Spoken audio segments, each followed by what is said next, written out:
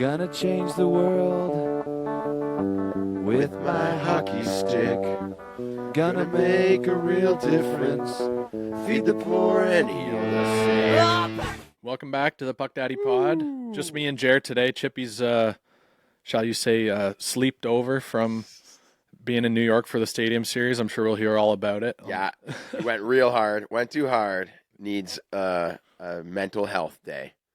Is that what it's called? Yeah, a personal day. He's taking a personal day. He's probably still sleeping. It's 3 o'clock right now. And Well, to be honest, when I go on like these trips and stuff, yeah, I have so much to do, and then I'm on this trip, and then when you're on the trip, you have other content that you shoot. Right. So when you're done the trip, you're like, okay, now I got to go through all my footage that I just shot, and there's other people expecting other stuff from you. So it's like you just need a day where no one bugs you. a travel day, a regroup. Exactly. Like, okay, now I'm going to dive into my emails. I'm going to sort through all this footage, because if he doesn't touch that footage, it just doesn't exist anymore. I've had that before where it's like if you don't get it up within the next few days, you'll just never. Especially for event type stuff, Yeah. because it becomes not irrelevant, but less relevant pretty quickly. He was at the Stadium Series. Yeah. Exciting. Yeah, and there was what was it, Rampe? The fight, the opening fight. Yeah, his first NHL game in an outdoor barn, That's like outdoor wild, arena, actually. whatever you want to call it. Stadium, I guess, technically Stadium Yeah, Series. yeah. And he drops the gloves with Matt Martin in the first 6 seconds. Unreal. And I bet that that must have fired him up. Like his opening what a great moment. story too. You know what I heard as well is that it was 6 years on the dot from when he lost his father. So, and he was only 15 or something. So it was like the actual day or whatever. So what an emotional day for him too. Yeah, that's well, you know what? Get a picture of that opening night with the massive barn, all of packed stadium. Yeah. Him center ice and frame that. Matt Martin's glove in the fit. Yeah. With a signed glove from Matt Martin. Frame that up, man. That's crazy. Yeah. Do you want to get right into clips of the week? Let's go. Clip of the week. What All do you right. got? I brought a couple. Want me to play one and then Yeah, let's see it. see what you got. So this one actually showed up on my feed, and it's about the movie Miracle. Yep. And it's one of the players from Miracle telling a story about a player from the team. movie or from the actual team? From the actual team. Okay. Talking about his experience after losing to the Norwegian national team. Okay, this is cool. And getting bag skated on the ice after the game was done. Again, that whole story. That's the most iconic part. Iconic part of the movie, and this I thought was interesting because it's one of my favorite movies, so I wanted to bring it to the pod and play this clip. All right, let's see it. How long is the clip? It's a minute maybe, or 30 seconds. All right, I can deal with that. See what he had to say about the iconic against skate. What happened, obviously Coach Herb Brooks wasn't too happy with our performance against the Norwegian national team that night. We ended up tying it, and they were quite excited because they had tied us, but he wasn't. So he decided instead of going in the locker room, we were going to stay on the ice, and we started skating. We kept skating, and I want to say it lasted somewhere between 45 and 50 minutes. And obviously we were quite excited. The interesting part was we had 5 players that weren't dressed for that game, so they were up in the crowd trying to figure out if they should run down to the locker room after the game and get dressed and then go on the ice and skate with us, but they just sat up there and didn't participate. But what the movie didn't show is that we had to actually play the same team the next night after playing a game and then getting bag skated after it, and I think we ended up winning maybe 8-1 or 9-1, something like that. So Herb's message was loud and clear, and other than the exhaustion of having to skate, we understood it. In honor of it being 20.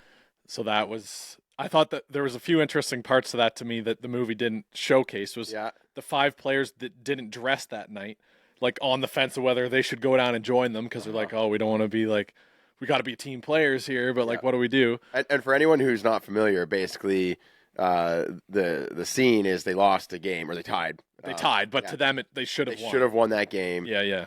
The coach is angry to set an example, to set the tone. He gets them all on the goal line, blows the whistle. Where they go to the red line and back? I think they went end to end. In the movie, they went end to end. Okay, end to end. Yeah. And then he just says, again, blows the whistle. Again, blows the whistle. Again. 45, 50 minutes. For 45 minutes. Just after a full game. Can you imagine? Oh, and it's right on the same, game? at least in the movie, it wasn't from what he said. It probably was. Yeah, and I'm not too familiar with it, but I'm just going by memory. Yeah. That's wild. That's like, you're really sending a message. I'm pretty sure in the movie they exaggerated it, and the arena staff were shutting the lights off before he let them off. Yeah. Of course. Yeah, You that's gotta like- make it look like they were there all night. right? Exactly. Yeah. That's really cool. Mhm. And then they come back and they win. Now, on the topic of bag skates, Mhm. it's kind of a hot debate among coaches of like, should you do it? Should you not do it? Should you do punishment? Is it a skates? good form of? Yeah. Like, should you Yeah. punish your players Mhm. if they have a bad game? But really, are you rewarding them with the endurance needed to perform under That's it. when their Like, legs are given out? You know. so, I mean, this could be something maybe I'll post on Instagram or Facebook or something like that Mhm. about like, do you bag skate your players? You know, what is it? Because I guess the newer way of coaching is not out of like fear. Mhm. Like some coaches in the olden days, they used to be like, you know, you fear me, so you respect me. And now it's like Yeah. not so done that so much. It's like you're more of like An I don't know. enabler to be your best. a mutual respect. Yeah, Yeah. a little bit more positive coaching. Right. And I have heard from a lot of coaches that a lot of coaching books that I've read that you can use like, you know, anger and fear and it will work short term, Mhm. but in the long run it turns your players against you. Right. So, you know, maybe you coach a different team every year and you can kind of use that tactic and it works because they're like kind of scared, right? But in the long run they don't like you. And yeah, it's just fear versus like actually giving them motivation to yeah. do it on their own, basically. You like if they like and respect you, then they'll go through a wall for you because you're all I think in it the best form of coaching is where you find ways to intrinsically motivate the players. Like that's you, it, you man. find each player's like what makes them tick Yeah. and what'll make them like some players they just want to be the best on the team, so that's what motivates them. Yep. Some of them they want to not be embarrassed. Yep. Like some just flat out don't want to be like the bottom of the totem pole. They want to like fit in, and most players are like that. Yep. And then others they need pizza. So like what? It's like, hey, when you work really hard, we like to see that, and that's where you get the Gatorade of the game or Pizza something. party The after. BioSteel of the game, the quench of the game. Yeah, it's when you can have someone like want it for themselves. That's when they're going to work the hardest, and that's Yeah. definitely the way. In terms of bag skating, what I've learned is that if you find the right drills, you can essentially disguise a bag skate. You can do really competitive skating drills, competitive drills. Anything to do with racing when the kids are young. Yeah, like anything with a little bit of competition. Battle drills. You can take like a 6-pack of Gatorade and put it in the middle of the ice and set up whatever sort of relay competition type stuff you want and say the winning team gets this Gatorade and they will skate there. They'll skate harder Yes. than if you're just blowing the whistle and telling them to go around cones. Mhm. And that can be basically a bag skate if you do it right. But I don't mind a bag skate, and I actually did it once with a Pee Wee team, not as like a punishment. Mhm. I just decided it was halfway through the season. The kids were seeming like kind of dragging their asses out there. Right. I was like, I'm just gonna skate them, no pucks this practice. And I went hard. I was intense. I was hauling on the whistle, keeping them going. No, like little minor breaks. Like obviously they get water and all Water that stuff. break for a But, couple minutes and back into it. Exactly. They knew that they were getting skated, Mhm. and not like as a punishment or like trying to like be better. An than endurance everything. practice. It was just like, yeah, let's just have a good skate. Right. And it's funny, I didn't know how the kids would react because they're like 10 or 11 years old, right? Mhm. They might completely shut down. Yeah. Yeah. And it was funny at the end of the practice, they were all just gassed, right? And I remember the one kid coming off the ice and just dripping sweat, just like hunched over, right? And then he's just like, man, we needed that. And I loved that. I was like, what? He actually liked it. They liked it. 10 years old or 9 years old? I think, no, it was Pee Wee, so I can't remember the exact age, but I think 11 or 12. 11 or 12. Right. Yeah, Yeah. still though. But I was like, and it wasn't like, it was a house league team, Right. right? So they weren't used to that sort of like being pushed and Yeah. stuff like that, right? And I was like, these kids just Man, need, we needed that. yeah. The self-awareness. The kids liked that. Oh, he's actually like, pushing us. Right. Right? The kid liked it. Anyways, next clip. That's cool. Yeah. Do you have one or do you want me to play my next one? Oh yeah, my clip of the week. I think it's an older clip. Mhm. It's of Ovi playing soccer, Alexander Ovechkin, and he is just a beast of a man that I don't think you really appreciate it. Oh my gosh, look at this guy. He's barrel-chested, absolute tank. Oh, yeah, I've seen these. Yeah, yeah. He's playing soccer and Some guy comes up. You don't notice how big of a man he is when he's got his shoulder pads and pants like out on the ice. But he's 230 pounds of pure muscle. 6'2", 6'3". Yeah, Yeah. And he's playing soccer, and some guy tries to get the ball off him, and he just runs through him. He just bounces off of him. Oh, yeah. Yeah. The guy bounces. He leans in. It's funny because Ovi isn't even, like, he's not trying to lay the body. The guy's trying to get body position. Yeah. And he just falls. He swats him like a fly. Yeah. Like, look, he comes in, pop, get out of here. Get out of here. No. Swats him like a fly. Now, is this illegal in soccer? I mean, I didn't play. he didn't stiff arm him or anything. No, so And the that's... guy just ran into him trying to get body position and then fell. No like, card. look at him. He tried to push him off. He did, yeah. No card on the play then? I don't No think flag? so. No flag Yeah. on the... Is that it? Yeah. And like this, I don't know if this was like a It's just for celebrity fun, obviously. game or something like that. So they're probably not going to flag it. But Yeah. in an actual soccer game, if the guy flopped like that, for sure the whistle's going though. Okay, yeah, the flop. Like that's- if they're the yeah. same size, Yeah. for sure. But like clearly the ref saw Ovi is just a tank, and the guy just bounced off of him. I love the comment here. It says, when football players meet real sport. Oh, Yeah. oh, wow. What do you call this? Schoolyard soccer or football, where you're Yeah. full contact? Oh, I would love if there was a bit of contact in soccer. I would definitely watch it more, but I guess it takes away from the beautiful game, right? Yeah. I actually love, there's a clip of Ovi, his very first time golfing, and he hits a hole-in-one. Oh no way. I'm not kidding. He hole-in-one his first time golfing, Oh and geez. that goes to show, like, I have this theory that hockey players are just like the most elite athletes. They can just do anything. It's not a theory; it's a proven fact. Here he is. He's bringing up the clip. Yeah, I'm playing it right now. Yeah. Oh, it's now Facebook. we're just look how young he is, That's right? how old he is. And you can tell he doesn't know what he's doing. Oh, I remember this. Look Yeah, at this. And he just whacks the ball. I think he missed the first swing. Or those practice he's doing swings, some right? practice swings. The, Yeah. the footage is so old you can barely see the golf ball. That's what we're talking Yeah, about. yeah. Yeah, this is on like the TSN top 40 or something, like just moments or something. Yeah. Oh, I didn't get a good shot of it. Anyways, Yeah. you can tell he's just so, like, he doesn't look like a golfer, and he still gets a hole-in-one.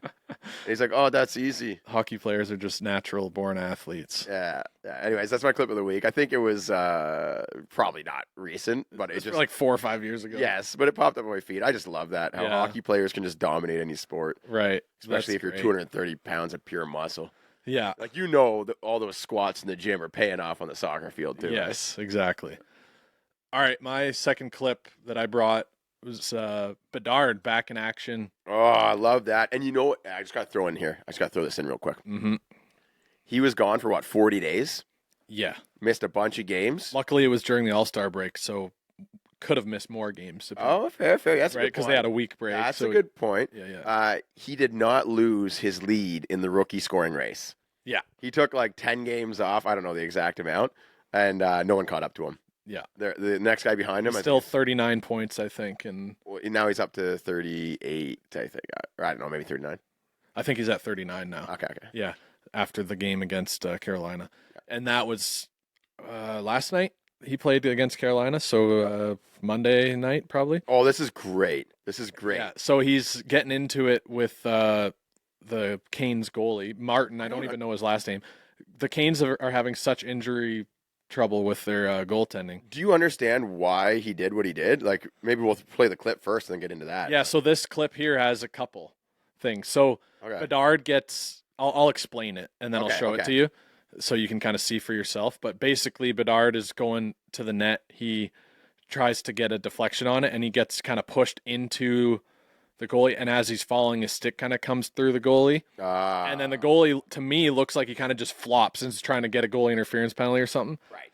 So then they're obviously not happy. The goalie, Martin, I don't know his first name, I can't remember, comes skating by him between periods or after the whistle, like for a commercial break, and kind of like bumps him.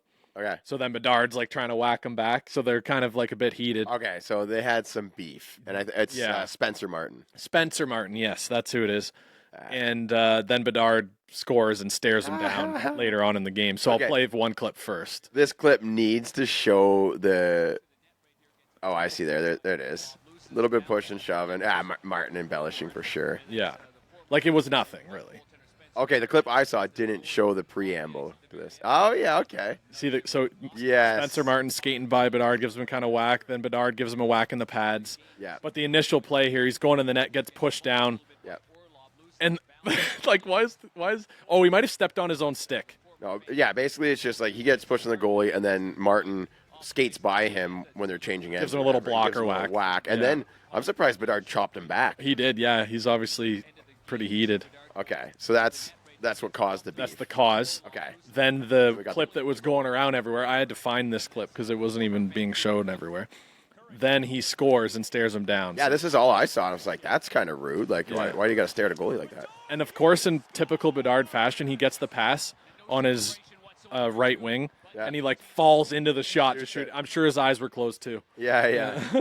Falls and shoots it in the net. Yeah. And then does not take his eyes off the goalie. He stands up after falling, stops. And keeps on staring at Martin. Yeah. And then stands there like an owner over like a Rottweiler, like, I said no. Yeah. He's like, you like that? Yeah. You like that? If Chippy was here, he'd be saying, like, he's the man. It's like when he's the dog. when you're telling a dog no, and you're like, no, and you stare at them. That's like the kind of vibe. It's like, you want to try me? Yeah. You want to try me? and he's got the bubble. But I love Spencer Martin's response. He just points up at the scoreboard. Oh, my gosh, yeah. That's quick. Yeah. And I think the Blackhawks ended up losing 6-3. Mm-hmm. But I don't know what's worse. The comments were all saying, yeah, it's savage to point at the scoreboard, but also you only got 12 shots. You let in 3 goals. So Yeah. it's hard for either of them to flex. And also Bedard's goal got called back. Yeah. Which really sucks to really like, oh, who's the man? I just scored on you. Oh, called back. Then it's called back right away. Sorry about that. Yeah, sorry about that. Anyway, Martin should have just stared at him right after. Hey, imagine after it gets called back. Go skate up to him by the bench. Yeah. Yeah. Love that. Yeah, so that's clips of the week. Mm-hmm. Speaking of what happened in this past week, you got to give us an update. You dropped the bomb that Mason had a hockey tournament on the weekend. Very first hockey tournament, and I was very optimistic because our team was an absolute wagon, half ice. We won every game like 17-5, 20-8. What is this, football? It was crazy. We got a lot of top end talent, and they just fill the net. We switched to full ice, and we've only played 3 games. Right. And we also got put up into a more competitive category as well. So we're playing teams that are like an hour and a half away now. Oh wow! Yeah, it was a bit of a trek. In league or in the tournament? In the league. In the league. Yeah, that's interesting. It's weird. The teams that we're playing for full ice are different than the teams we played at half ice because I guess we just creamed all the teams half ice. And like, oh, you go play these guys. Oh. Which is strange. I guess it's all the same county as far as, I don't know. Anyways. You're playing too good. You outplayed your... Well, and we're local league anyways. I'm like, how is an hour and a half away local? Yeah. I thought we just hit all the arenas within a 30-minute drive. Yeah. Like, that's what I did when I was a kid. I loved it. You might as well play select or rep or whatever it's called. Well, yeah. Yeah. Tell Mason to skate harder in tryouts. I think Mason will want to play rep like in the next couple of years, probably. I'd say in a couple of years, yeah, maybe not next year, because you like it's one of those things. You get on the team with you make friends, and then you're like, oh, I just want to be on the team with my buds. Yeah, that's basically what I did going through. Like, I didn't even try out. I'm just like, yeah, like what's select? What's rep? Yeah, pretty much. I am representing my team. I wear a jersey every game. Well, for me, it's like it was all the same experience, right? You get to go to different towns, play. Yeah. Like, it wasn't all in the same arena, so I could see like it's a much different experience. Anyways, we were struggling to win on the full ice game, so we played. We won our first one. Boom, still unbeaten. The next one we just barely lost, and the next one we lost. And I was like, oh, okay, well, we just got to figure out this full ice thing. Then went into a tournament, 4 games. We won the first one. Yeah. And I was like, okay, sweet, we're back. Right. It was They played well. They played well, comeback victory. Ooh, nice. Now, I could go into detail on I think why our team but it's not really that important. Right. It's just we're trying to figure out how to win full ice. We're not getting as many chances as half ice. I guess that's just, you know what I mean? Yeah, if you have a lot of like good shooters. Yeah, the offense is way more important. Yeah. Yeah. If you have a lot of good shooters but you're in full ice, you don't get as much shots as in half ice, and like there's not as much turnovers that result in like a high quality shot. Yeah, the other team has more skating guys on the so ice, much more important. And a chance to catch up if they. Yeah. Anyways, second game we lost, and this is crazy. So the team that we beat in the regular season was in the tournament. Oh, okay. They beat a team 13-0. Yeah. Wow. Then Skunked. So we won our first one, lost our second one. We needed to win the third one to get in the finals. And it was against this team that lost 13-0. Right. Against a team that we've beat all season. Right. So we're like, oh, we'll probably beat it. But we didn't go with that mindset. We're like, told the kids, got to try their hardest, this and that, right? Yeah. And we lost to this team. It was a close game. And this is a team that they hadn't played before. Yeah. Right. I think we lost like 6-3. Oh. One player scored all 6 of their goals. Someone missed the first couple games. He did. Yeah, I know that story all too well. And Charlie Blue Pants, I used to call that guy. I play against him when I was in novice. So this because they lost their first game, but then won their next 2. They went on to the finals, right, against the team that beat them 13-0. So they started the tournament losing 13-0. Yeah, and then met them again in the finals, beat them 8-6. Yeah. And that's just minor hockey, like that you can lose 13-0 to a team and then play them again and beat them 8-6. Yeah. That's crazy. Well, it's because at that level, the team play isn't high enough that you can mitigate the best. There it is. And so we talk like to the other coach. Mm-hmm. He said that he said one player scored all 8 of their goals. Adam Banks. Exactly. So that one kid wasn't there for the first game. Right. They lost 13-0. Comes in and they win 8-6. Yeah.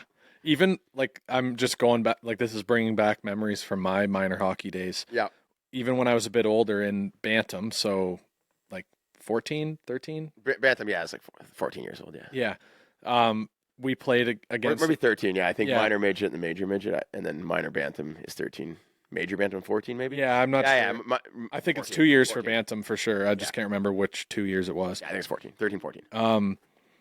There was a team in Honeywood that we'd play, and I was on the rep team for Coldwater. Yep. And they had 2 players that were like leaps and bounds above everyone else. Like there was a couple guys on our team that were like close, but their skating was so much better. Mm-hmm. There was one guy whose shot, like he was shooting like a full-grown man. Oh, yeah. And like his shot to this day, I would still say is probably better than what mine is now. I still remember Stevie Marles when I was in Pee Wee, and he was a new kid in town, joined our team, right? And like one of the first games, he's carrying the puck, carries across the red line, tees up a slap shot. I'm like, what's he doing shooting from center ice? Like, we can barely get it off the ice. And he rips it bar down from the red line. I'm like, what is that? You, Pavel Bure? Yeah. The guy was nuts. It's an eye opener for sure. Yeah. So yeah, it's one thing for a minor hockey team to have like one really good player. Yeah. And another to have 2. Oh yeah. Because they had 2. They had one guy that was an elite shooter and a better skater than average. Mm-hmm. Like he was smoother skating than me, but I was probably faster at like my top end. Yep. Then they had one guy who he had the open hips, he had the agility, and he had like frog legs that had so much speed. Yeah. He'd get so many breakaways, and his hands were like butter, so he'd just stick handle it into the back of the net every time. Oh, it's Brian Galley on our team. Almost, he reminded me, like, before I even knew who McDavid was, when I look back, right. that's what I think of, because he had, in tight, he would have those quick hands and just chip it up over the goalie. Our goalie didn't stand a chance. No. And I remember there was like 3 guys on our team, our best players. Anytime we were on the ice, our job was to shadow one of those players. Dude, that's so funny. Like we literally just, and like I would shut them down, but then the next line comes. Like I would never be able to score in those games. Like the odd time I would, but I'm just shadowing them, trying not to let them score. And then we would lose like 3-1. Yep. And they'd score every single goal. He'd get like a hat trick. Yeah. And I'm like, what are we supposed to do? Like the rest of our team isn't able to score, but we can't shut them down without using our best players. I remember a game that we needed to win. We were up. We were up by 1. There was only like 5 minutes left. Mm-hmm. Coach, I was the fastest skater on our team. The coach was like, Jeremy, watch, number 9. Right. I want you to. It's always number 9. It was number 9 and number 7. You got to shadow number 9. Like, do not let him touch the puck. And I was like, got it. Yeah. And the fact that he gave me that job just had it me is an so honor. Fired up. Yeah. And I did like he could not move out there. He was so mad because I just would not leave his side, just follow him around, and he was trying to get away, and it really messed with him like upstairs, right? Because now he's not playing how he normally plays. He's just thinking about me, right? And I just stuck with him. He line changed, I get off, and then the coach says, "Wait at the door." And then once he gets back out there, boom, like next line change. There's like a minute left in the game. Yeah. And I hop out there and just follow him around the whole time. And I wasn't even playing hockey, but it was like fun to do for a bit. And we won the game. It was fun. It goes to show as a coach when you take those moments to really give a player their, like something that's important. Like I remember my coach saying, you and Adam, like he set us both aside. And he's like, you two, your job is to cover number 9 and number 7. You're shadowing them. Whether or not we win this game is going to depend on if you stop them from getting the puck and take it off of them as much as you can. I still had that feeling, the shoulder or the hand on the shoulder. Look around, looking down. We need a goal. Skate it. Yeah, all right. He's giving me permission. I got the green flag to hog the puck. That's like from EA Sports, NHL. Oh, dude, it was great. Like it's like Jeremy, we need a goal. Okay, you got it.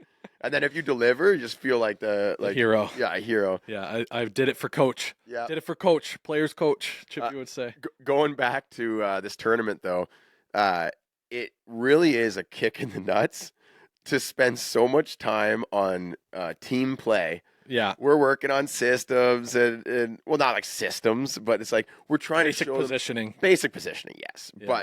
But we're spending time at that, good positioning, not crowding the puck, like playing as a team. Mm-hmm. And then all it takes is one kid, just one kid, to win the whole tournament for this. Yeah. 8 goals the one game, 6 the other. Like, yeah, we played great as a team. Yeah. But every once in a while, this kid squirts out with the puck. Rips it. I'm going to pull my inner Chippy here and say, yeah, that was me when I was that age. Yeah, well, I'd pull out of the crowd and my flick shot was elite. All I needed to do was flick it over the goal. Exactly. You know what I said? I was like, hey, coach, forget about team play. Give me our top 5 skaters. I'm going to turn them into mutants out there. Hey? You go do whatever with the other like bottom individual coaching, and I'm gonna take these 5 players and just turn them into absolute ringers. Like we're gonna be doing like AAA stuff.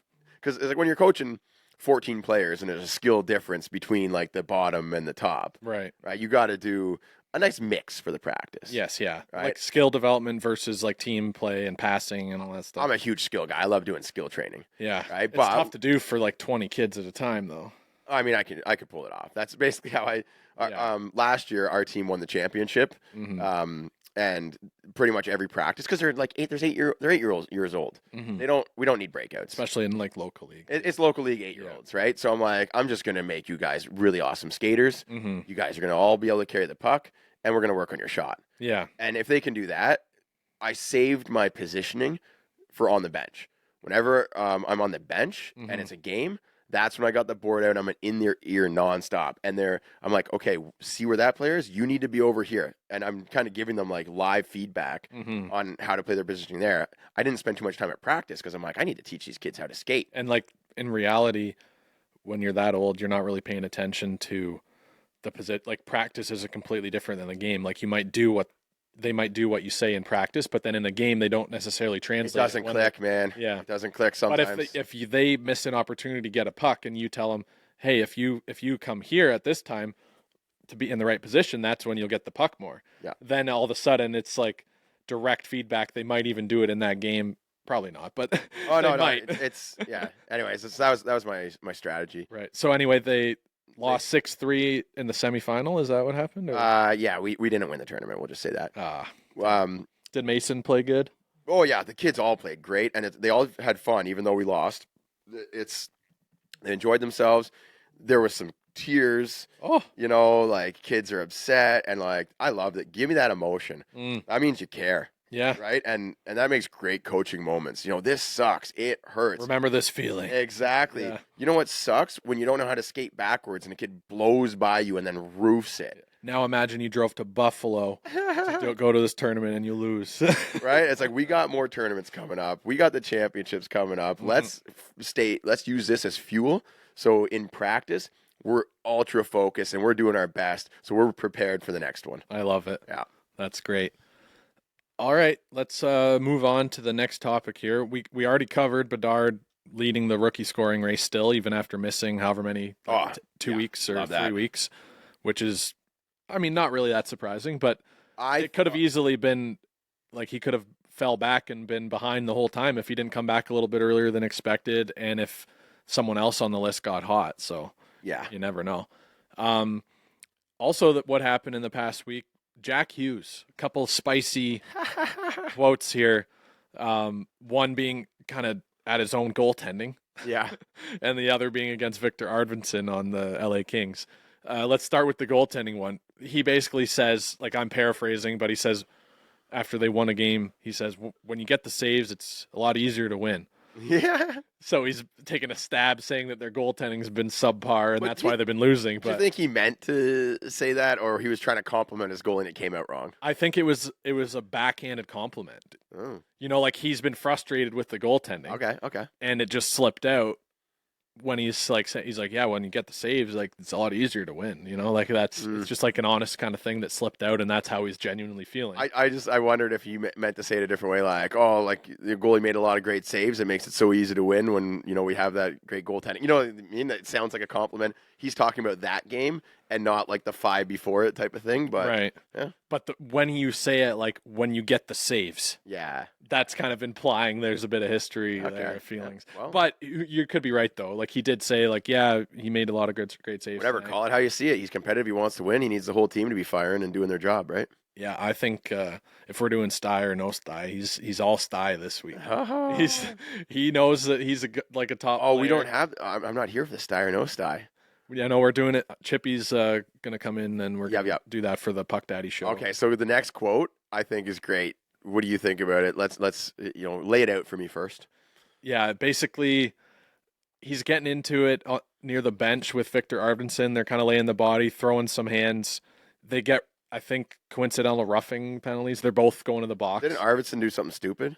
Obviously. Yeah. I didn't see what he did, though. I only saw the aftermath, like, near the bench. Yeah, it's like a dumb play, like that could have injured Jack Hughes, and then something like that. And then in the penalty box, Jack Hughes says, "What do you come out here to hurt people?" And then follows that up with, "People pay to watch me play." Yeah.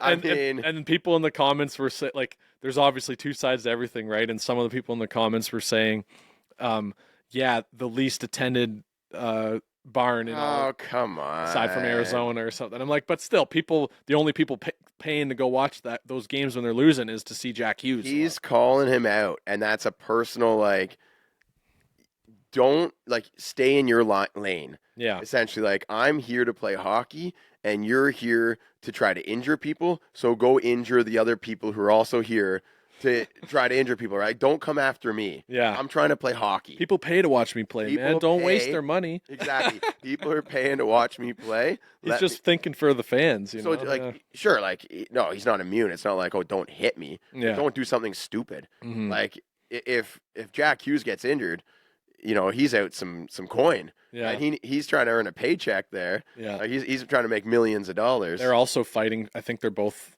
like, fighting for playoff positioning to who they're going to play in the playoffs. Yeah.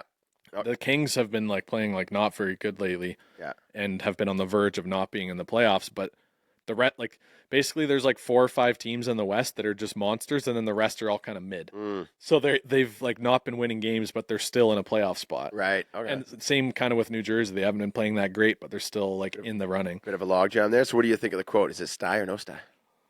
Oh, it's sty for sure. I think it is. If you're one of the top paid players in the league, or like, yeah, you have the right to say that. First round draft pick, and you've been playing in the NHL, like, even if it's only been for a few years, but like you've got lots of like highlight reels, you're well known. It's clever. It's a it's a good chirp comeback. Yeah. If he was just saying that like in like a media press conference or something, it's like, yeah, people pay to watch me play. What are you talking about? Yeah, then it's a bit of like hot-headed. Yeah, like bit stuck up or like ego or whatever. I put it on the same as Matthews, like looking at the back of someone's jersey, like, oh, who are you? Huh? Yeah. What's your name again? Was that against Buffalo? I forget. Yeah. Coach let you out here? Oh.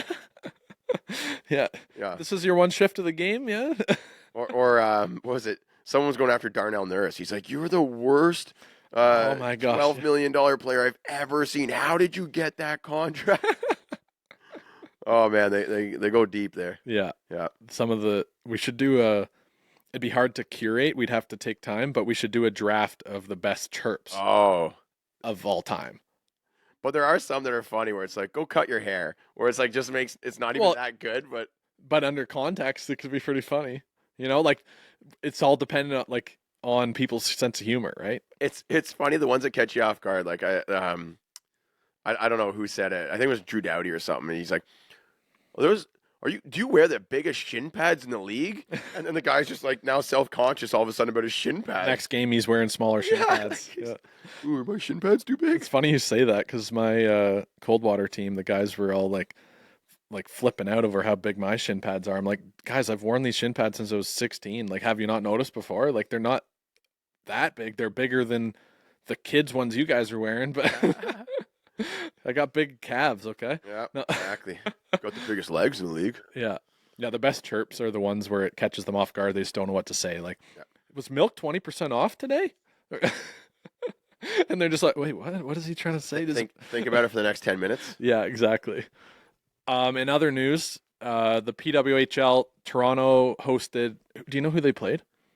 Oh, I don't know. Yeah, I do not know. I know. I didn't pay attention. I wanted to go and see that game, but I was at the tournament. I was going to take Olivia and that would have been see it. great, I think it'd be really cool. So I hope they do another one. I'm sure they will because they basically sold out Scotiabank Arena. PWHL sold out, and people said that the vibe, like the atmosphere, was electric. They did a post game. There's been post game dances in the PWHL. They're doing like the center ice stuff, like routines and stuff. It's kind of neat. It actually makes a lot of sense though that there'd be a lot more energy in that building than a typical Leafs game. Yeah. Because a lot of like professional business people, $300, $400, $500, $800 a ticket. Right.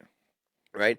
You're not a woo. You're not saying woo if you paid $800. Yeah. And you work on Bay Street. Mm-hmm. You know, you're not gonna woo. You stopped in after the stock market closed. Exactly. You're looking up from your cell phone if there's a goal. Yeah. And that's about it. Right. Right. So there's not much energy in the lower bowl during Leafs games, but you pack that barn for probably like between $20 to $50 a ticket. Yeah. Yeah. You're going to get some fans there. Even when I went to the Marlies games, smaller barn, more kids, more families, the energy way higher. So I can imagine for a new league, essentially, like not a lot of people have watched professional women's hockey. Yep. Relatively speaking, like they had two leagues before, but I'd say that it wasn't well known enough to sell out Scotiabank Arena back. Oh, they're hyping it up. Marketing's way better, and it's like and they're showing what is best about hockey. Yeah, that it can bring together like all groups of people, and you want to be a team and win, and they're getting to showcase like these girls, or ladies, whatever you want to call them, women. They're getting to showcase their personalities and like how as a team they can celebrate their victories, and they're not playing like the macho like I'm too cool to like have fun. Yep. Everyone out there is having a good time, and they're battling too. Oh yeah, like it's good hockey. They're throwing the weight around a little bit, and if you get 19,000, like a lot of dads or moms are taking their daughters, rightfully so. You get from 6 years old up to 16. Yeah. Girls can get pretty loud. There's going to be lots of screaming in that crowd. Woo girls. That's what I'm saying. Yeah. Lots of woos. And like people that are friends with the players too, probably. Oh, yeah. I would imagine are there hyping everyone up. So I'm gonna keep an eye out for the next one in Toronto and then take Olivia out to that one. Yeah. Like pretty awesome. She was already fired up about seeing it on TV. So I've been throwing it on whenever there's not a Leafs game on. Right. Yeah, that's always good. It's kind of funny, actually. I think I met a couple of the women from the Toronto team when we were in the Ford Performance Center for that Old Spice event. Oh, yeah. I was looking for a screwdriver to take the cage off my helmet. Yep. And like this lady was walking by. I was like, hey, do you know where I might find a screwdriver? And she's like, sure, hold on, just stay right here. And she goes and walks into the referee's area. Oh, yeah. And comes out with a screwdriver. And then I see she's going up to where the PWHL offices are. Should have asked her to sign it for you. I see. I didn't want to offend her by asking what her name was. I know, eh? Because it's like, tough. Like I know of the PWHL. I know you play for Toronto, just based on the context. Yep. but I don't know who you are. Is that offensive? I mean, to be fair, I wouldn't recognize probably like 80% of the NHL players. Right. You know what I mean? Yeah, I guess that's I don't think you would either. 80%, like. I think I could recognize at least half. Like half of every team I would recognize. No, I doubt it. You don't think so? Okay, name. Okay, we're not. That's what I'm saying. Well, who's on Minnesota? You know what I mean? You can tell me 3 players, maybe 4. Kaprizov, Zuccarello. There you go. Yeah. You're gonna. So, like, would you actually recognize any third or fourth liners on? Basically, you'd have to recognize the entire first and second line, forward and defense, and one of the goalies. Right. From every team in the league. Yeah. I don't think so. Yeah, I'd probably come up. You would do better than I would. I think. Yeah, my percentage would be a lot. Your percentage would be higher, but like to see them in the street and know who they are and remember their name, that'd be tough. But there'd be some teams where I know like a lot of the team. Yeah. And then other ones where I know like a bit less. So I think it'd average out to be around like 40-50%. Okay. We got to come up with a quiz for it. That'd be fun. Yeah, just flash pictures on the screen. Yeah. Who's this guy? Who's this guy? No, but they have to be in their street clothes. Oh, true. In their street clothes? That'd be tough. Because at least if you see a picture of him on the screen, you're like, okay, he plays. No, but this was under context, right? I mean, I know that the PWHL offices are there. True. So, anyway. I got to skate with a few of them at Nathan Phillips Square. Yeah, so that was the same day, wasn't it? It was during the All-Star game. Oh, okay. I was at Nathan Phillips Square with Scotiabank, and I was doing a special appearance there. Oh, okay. And after mine wrapped up, there was a bunch of girls with the women from the PWHL jerseys. And I was like, oh, those must be players. And like I got close. I'm like, oh yeah, they're on the team. Right. All chatting. So I skated around with them. And it's funny. I'm not going to give any names here. Right. But I was just chatting about the league. Mm-hmm. And I said, what do you think of the jerseys? And like, oh yeah, it's just like temporary. The jerseys. Like we're really looking forward to actually having real jerseys. Yeah, when like the official ones are out. And then I asked about the names, and they're like, oh yeah, we didn't love them. So they're on the same page as us. And I was like, okay. I was like, it's one of those things where like, when they came out, I thought they were a little off. Some of them were okay, but like they weren't great. And like a few of them are just like not exciting at all. Like I wonder if that's what the holdup with the jerseys is, because they're still internally like we got to have better names or something. And there was a group of about 5 or 6 players. To be fair though, and it was pretty unanimous where they're like, yeah, we didn't like them. Yeah. But it's one of those things. If they just went forward with it, it would just grow on you. Yeah, that like you think back, Toronto Maple Leafs. Yes, like it's a terrible with name. a leaf for the like it's. It would not if that team just started now. And people would be like, it's Leaves. It's not Leafs. Toronto Maple Leaves. Could you imagine the internet if Toronto just got a new team and they said, we're going to call ourselves the Maple Leafs? And they're like, you're naming yourself after a leaf? I mean, I guess it does represent Canada. Yeah. But people would be like, that's so lame. Yeah. A leaf? You're a leaf? It's historic now, though. Oh, it is. It's like it's set in stone in the league. I never really liked the Minnesota Wild. Yeah, it's kind of weird too. The Wild, like it's got like a tree line. It's a verb. Yeah, I think. Yeah, but the Minnesota wilderness Wild too, though. Right? Like the mountains and trees. And, yeah, fair. I like the Avalanche. I think that's a cool one. That is a cool one. Yeah, that's always been cool. We got to draft the best team names. Fair. I like that. Yeah. That add it to the list of drafts we have. We got so many. It's also there is a difference between like I think it's the whole brand, right? Because Detroit Red Wings, like Red Wings, is a bit of an odd combination, but their jersey and logo is so cool. Yes, like that's probably one of the best. Yeah, the name itself isn't great when you think of it, but then the combination with the jersey. You see the Red Wings logo, and I think it's also the players that are attached to it as well. I think there's only like 4 teams in the league that have one color for their jersey. Oh. Or maybe 5. Just one? Yeah. Toronto? Yeah. Tampa? Yeah. It's hard to think of, isn't it? I don't know. Well, you just had one, Detroit. No, I guess. Aren't they red and white though? Is Toronto blue and white? No. Well, no, because if you look at it's. I guess you're right. Yeah. I don't know. Okay. And anyway, we're on a tangent. What's the last one? Oh, the last. I don't know. I was just saying. Oh, okay. There was like I could think of it, but I don't want to sit here in silence while I think because I didn't have it prepared. The silent podcast where we try to think of things. Anyway, talking about the Leafs and Morgan Rielly. Mm-hmm. Just today, we're recording this on Tuesday. It was announced that Gary Bettman stood by the player safety, whatever you call it. And to break it down for anyone who needs a catch up, Ridley Gregg slap shots a puck into an empty net with 5 seconds left. Morgan Rielly takes exception to it, cross-checks him in the face, but upon further inspection, he cross-checks him in the shoulder, rides up, hits him in the face. And he was basically trying to punch him, but he didn't take his hands off his stick. So gets called for an in-person hearing. And Elliot Friedman says, well, this looks like 6 games, maybe 5, but it's at least 5. It's not going to be less than 5. They put the hammer down because it's the Leafs, basically.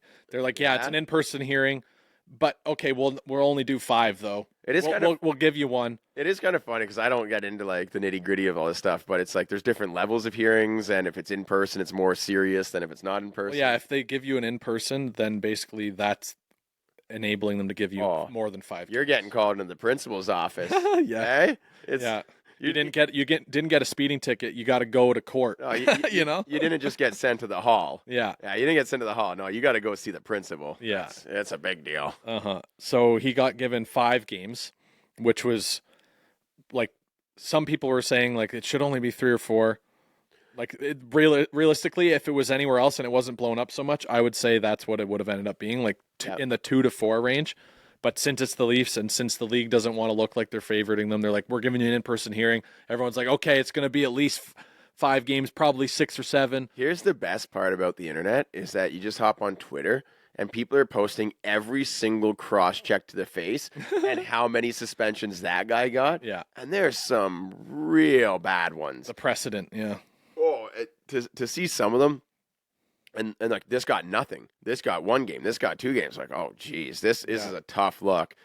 But they only do it when it's the Leafs. Yeah, it's like this case got so much press. So you want to hear how the meeting with Bettman went? Oh, sure. Morgan Rielly and the arbitrator or whoever's working with the Leafs come up and say, "Hey, Bettman, how's it going? Yeah, so we were just looking at all of these other examples of cross checks that only got like 1 or 2 games max that look way worse than this. And those were also like not during play. It wasn't a hockey play. Yeah. How come they only got 2 games?" And then Bettman looks them in the eye and says, "Oh yeah, well they're not the Leafs." And then proceeds to go about his day. And Morgan Rielly still has to serve the full suspension of 5 games. He will return on Thursday against the Vegas Golden Knights. Yeah. The Leafs have won 4 straight. They play again tomorrow. Go cross-check another guy. Hey, Rielly, just come back, opening face-off, cross-check to the dome, get another 5 games. It's all right. Leafs are doing fine. Don't mess up the mojo. Leafs were in a slump before. They were like wild card spot, not doing great, losing to teams they should beat. They lost to Ottawa. Yeah, they were sneaking out wins, but they just weren't playing well. And you know what? Keefe just loves to juggle players. Wait, Riley's coming back against Vegas? Yeah. Oh, I'm going to be at that game. In Vegas, you will be? Yeah, I'm going to fly to Vegas, taking Sammy on a date. Whew. That's going to be fun. Jealous. But if they lose, I'll look for you on the Jumbotron or on the feed. if they lose, I'm going to slap shot a puck into the empty net. Get Rielly fired up. Yeah, that'll be... Well, Leafs are always, like, Keefe is always juggling lines, but he doesn't mess with, like, his core 4. Yeah, no, I think part of the reason they've won 4 straight is because it's forced them to we adapt. need to be better. Yeah, and like also it's given an opportunity to like Bobby McMahon. Oh, I love him. And like guys like Max Domi and Tyler Bertuzzi have to step up and play better because like better defensively, I'm saying. Because they don't have the strongest back end right now. But McCabe has been a monster out there. Benoit has just... Brody has looked good for the first time all year, I'd say. Yeah. Like he's looking more like his normal self. Don't trade Rielly and let these guys step up for cheaper. No, Morgan Rielly's like literally their only offense coming from the back end, and in the playoffs you need him. Like you've seen Morgan Rielly in the playoffs the past few years. He's been one of their best players. Yeah. One of the best defensemen in the playoffs, arguably. Like who's been better offensively than Morgan Rielly? Yeah, the Leafs haven't had too many memorable defense besides Rielly. Like maybe Vegas They is have guys that Petrangelo and oh no, okay, you're talking about all defense. all defense. Oh, okay, like literally in the playoffs, you should look at like his point totals. He'll score the game-winning goal like a lot of the time. I think Bouchard had a really good run. Okay, yeah, that was. But Yeah, that's a bit different though. He's playing with McDavid. He's got some players to pass to. Yeah. Anyway, so it'll be interesting to see when Morgan Rielly comes back if the Leafs fall apart or if they just keep riding this high and continue the winning streak. I hope for his sake that they keep it going. Yeah. So that other and for your sake, you're watching. You got to document what his first game back, like if he's fired up or not. If he's getting in the corners and battling and taking the frustration out, showing the league that he's allowed to battle. I'm gonna get there in the warm up when all the guys from Vegas, like they just all come and shoot the puck into the empty net. Mm-hmm. Like there's no right, and I'm gonna Morgan Rielly's like, is he gonna get him? Every slap shot that goes in, I'm gonna quickly pan to Rielly, zoom in. That's hilarious. I'm predicting it now. Morgan Rielly's gonna get the belt, the player of the game. On Thursday when he comes back, because the team's been fired up. They've William Nylander just said to the media that they've been battling for Mo. They said, because they're not happy that he got suspended, so they've been playing for him, right? Yep. Sometimes that's what you need, your team to be frustrated about something and come together and play as a team to win, right? Oh, speaking of the player of the game, I bought a replica Maple Leafs player of the game belt, which I showed you. Yeah, I've seen it. For our minor hockey team to give to the kids. A lot of teams have like the helmet. Right. Like a hardest worker helmet. Right. And I was like, that's for practice though, usually, isn't it? Or do you do it for games too? No, I do it for games, yeah. Right. Like you want the worker of the game, right? Right. The player of the game. The kids love it. Yeah. Right when they get off the ice, they start chanting, "Player of the game, player of the game." That's great. And do you let the player that won it last time pick the next game or no? I think I'll do that moving forward, but I wanted to make sure that every player gets it at least once. Right. So I've been keeping a list and looking specifically for, all right, there's 6 kids left. Which of these 6 are really going? But it does motivate them. Like a few of the kids that haven't won it yet are like really eager and like really trying. Right. So I love that that's good. You kind of got to manage it too. Yeah, you don't want to give it to the same person twice before someone else gets it. Yeah. Then it's kind of like they feel like, oh, but I was working hard. So there's a girl on our team that is just so competitive, and she single-handedly wins us some games. Right. Where she's just lights out. Yeah. Competitive. Back check, diving, swinging the stick, taking the puck off people. Chippy would say you got to give it to whoever gets the most goals every game. Most goals. There's no bias here. You give it to whoever had the best game. Oh, I think in the tournament she scored the most goals too. So right. But yeah, so it's like you could just give it to her each time, but then it might be demotivating for the rest of the team, right? Like, well, I can't compete against that. I just try to find something that a player has done, and then if a player has been struggling defensively. Not really understanding their position. Yeah. And then they have a breakthrough game. I'll recognize that and give it to that player. I'll say, so-and-so has been, struggling, out of position, but this game, they were solid, brick wall on the blue line, made some great outlet passes. They're doing all the things you expect them to do, right? And then give it for that, right? So you're giving them good reason why they won the player of the game. Mm-hmm. But I just want to shout out to Hudson, our goalie. Oh. I could have given it to him every single game in that tournament because he was standing on his head. Stop. Does he have the rent-a-goalie equipment still, like the stuff from the from the arena? His parents bought him his own gear? He's got a good set. That makes a big difference because some of the sets that they have are so old. Oh yeah, and the pads don't go flush down properly. Yeah. No, he's pretty much our full-on goalie. Right. But he's just in the tournament, he's just looked great. They had a skills competition. Oh, that's fun. Yeah, and he was he played goalie for that, making tons of saves and just looking. He looked real good. Good lateral movement, lots of good saves. Kept us in the game a lot of times. Shout out to Hudson. Yeah, shout out to Hudson. Good job, buddy. Yeah. All right, let's. That just gave me an idea for because you're talking about giving the belt, and obviously that's a super motivator for kids. Yep. But for our men's league, I actually brought it out. You did? Yeah. Oh, was I not there? You must have not been there. I brought it out to her for the old paint cans, right? And also for the Toe Dragons, I brought it out, right? And it's funny, the guys loved it, and then I forgot to bring it the next week, and they were all like, "Oh!" And so the first week I brought it out, and Hayden won it, not you, the other Hayden. Other Hayden. Yep. Villain. And he loved it. He's trying to replace me. And I don't show up 1 week and there's a new Hayden in town. Yep. And then the next week, our goalie gets a shutout. Woo. And he's like, Greggy gets a and shutout. he's like, did I get the player of the game? And I forgot the belt. I was like, no. So it works, man. It works. Yeah. It's like, when do you ever see a shutout in men's league, especially on our team? I maybe like once in my life. Yeah.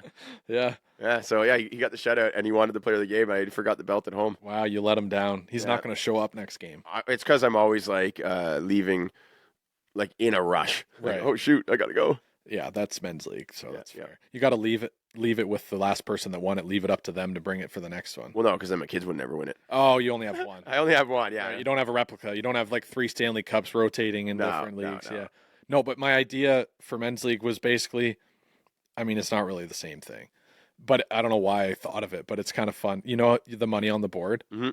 So we do that. We've tried that. Yep. It's kind of fun. Yep. But I think letting our team basically place bets on things for our own team. That's kind of funny. So like, like, because you work with Betway, for example. Yeah, I do a campaign. Yeah. Well, you could. Bet how much we'll lose by. No, like, so you have the money line. Yeah. Then you I don't have, even understand what money line means. it's just like the amount, like who's going to win or lose and how much money you'll make off of it. Basically. Oh, okay. It's just who's going to win. Oh, okay. And then there's the puck line, which is win by how much, lose by how much. Okay. And then there's player props. Yes. So that's where I think it'd be the most interesting. So you let everyone build their own parlay bet. So you can say, okay, Jeremy's going to be good for 1 assist. Hayden's going to be good for a goal. Greg's going to be good for 15 plus saves. Oh, we're not counting saves. We have to do like under 5 goals. Under 5 goals. Yeah. Yeah. Like, but basically let them build it. And then whoever, like if you win your parlay bet, you get all of them. You have to do at least 3. Yeah. Then they get the money in the pot or whatever. But we need. And if no one wins, then we put it towards the team kitty. We need a odds keeper to, we need a bookkeeper to put the odds up for us, because I could say Greg under 9, then someone else says Greg under 5. Technically, Right. Yeah. Yeah. No, we need the odd. You'd have to write the odds keeper because you got to match it. or basically just You're the bookkeeper in this case. I just have to create the line, Yeah. an over under. Yeah. Yeah. And then have people, they can put their money on it. Yeah. Okay. That's pretty funny. It would be pretty fun. And then if they win, you're paying them out. But you'd have to get all 3. That's where it. Except half the guys show up when there's like 2 laps left. Yeah. And then Then we can have Mike for over under 3 beers. Not just 2 points for a beer, 1 point for a goal. Speaking of beer, I just made a beer luge in the backyard. Oh, you did it? Mhm. You did it without me. Yeah, We've well. been planning that all. No, I'm just kidding. What did you do it on Family Day? Yes, I started on Family Day and continue to work on it. Oh, it's not done. No, yeah, I guess Family Day was yesterday, wasn't it? Yeah. Yeah, I started it in the morning, Right. worked on it more in the afternoon, a little bit more at night, and pretty much had it done this morning. Okay, cool. Yeah. Well, I'll have to try it out. It's pretty funny. Basically, it's a beer going down a hill to the hockey rink. It is, yeah, it's a luge. Yeah. It's a straight shot. So what is that, skeleton? Yeah, it'd be more like skeleton, yeah, Yeah. for the Olympics. What is the difference between Bobsledding luge, has. bobsled and luge? Skeleton, is it just how they sit? Skeleton, they're just... Well, I just say luge because that's what I called it as a kid when you have like the big berms. Oh, yeah. And you're going Yeah. up around on a slope down the hill, Okay, we won't get into Olympic sports here. Yeah. But yeah, okay, we'll say it's a luge, but it's a straight track. It's a straight shot. Right. Right down It's like the a hill. slide, It's a slide. beer slide, but beer it's fun to say it's a luge. It's a beer pipeline. Yeah. It's a pipeline. Yeah. Yes. So I formed it out of snow. Hmm. Got a long sewage drainage pipe. It's about the same thickness of a can. Yeah, Just yeah. so I could get nice straight shots and build it quickly. Right. And then I sprayed it with water over and over. Yeah, because there wasn't any packing snow. Yeah. No, so like every 20 minutes I'd go and give it another spray. Right. Got it nice and icy, and made the tube go right up to the back porch, so Sammy can walk out the By the back door. kitchen. out of the kitchen, Oh. walk onto the deck, and then just drop it into the pipe and goes boom and shoots out, That's and incredible. then just rockets down the So the money shot that we have to get yeah. is invite the boys over, Yeah. the old paint cans, and we're all about to step on the ice. Sammy will have to drop the beers down 1, 2, 3 after another, and we grab them, step on the ice, crack the beer, grab them, step on the, and then we're all cheers at the end. on the ice. I like that. Now the problem is today it's going to be +5, and then the next like 10 days it's going to be like warm and raining, so it's going to go away. Right. So it'll just need some maintenance. Yeah. I've already thought of like ways I would make it better anyways. Right. I want to get like a metal pipe next time because it'll be easier to clear any bumps and nicks. Because you can really smack it down. Well, yeah, just to glide and like chip the. Because it cuts it, like carves it as you're going. I see. It essentially scrapes it because right now, right. if there's a little bit of abnormality, imperfection, right, it just sends that can pop, pop, pop, pop, pop, like fishtailing, rattling, flipping. I want a real smooth one, right, and I got a. Well, you don't want the beer to be shaken up when you get down there, you know. Well, no, because of convection, it'll make it colder. Ooh, right. Yeah. Yeah. They have these machines where if you spin, you put the beer in, or any drink, in like ice water. Yeah. And then you spin it. Right. And because it keeps basically changing. Evenly distributing the cool amongst the surface. Exactly. Yeah. And within a minute you can get Sammy, it down. Can you throw the beer down the beer chiller? Exactly. So if you put a good spin on it, it essentially chills it as it sends it down. Incredible. Yeah, if it's perfectly smooth. But yeah, as it is now, it basically turns into an atomic bomb. Right? It's going down, but it's like... Right. It's going in a shaker. Yes, it's like a paint shaker. Hey, throw my protein shakes down there. It'll be shaken up for me. Yeah. So I did one edit where I'm going to have it go down and show it like rattling all the way down. Right. And then it gets to the bottom, I open it, and then it's like a mushroom cloud. That's funny. Yeah. Stay tuned to Jeremy's Instagram. I posted on my Instagram story if you want to check it out. Yeah. And I sent it off to the brand to get approved. It's a partnership deal with Muskoka Brewery. Oh. I love working with brands where like I just pitch them something like, yeah, I love it. I'm in talks with them right now. Hopefully they're going to sponsor the pod. So that'd be great. Oh, geez. Build them in retro grade. What do you call it? We just told the whole story again. Yeah, exactly. Well, we just talked about Muskoka Brewery. You send him one for this. Send him an invoice for this one. Yeah, there we go. Anyway, that brings us to about an hour. Yeah. We got a lot to do before Jeremy heads off to Vegas. So I got to pack. We'll probably wrap it up here, and we'll see you guys all on Friday. Me and Chippy are going to be doing the Puck Daddy show. We got a fun episode. Sty, no sty, most Canadian, Minute Madness, and the draft. Love it. And whatever else. I'll probably ask Chippy about the stadium series. So I'll call in, I'll call in from Vegas. From the airplane? Yeah. Call in from Vegas. They got internet on the plane now, right? Actually, yeah, Air Canada, so this is a campaign I'm doing with Air Canada. Yeah. And they gave me a code to get the free Wi-Fi on the plane. There you go. So we can try it. No, just kidding. I'll be sitting right next to the with wing. A baby on the plane. Yeah. Hey, Jeremy. How's my audio? Yeah. All right, everyone. Thanks for tuning in. We'll see you on Friday. Later, guys. Gonna change the world with my hockey stick. Gonna make a real difference. Feed the poor and heal the sick.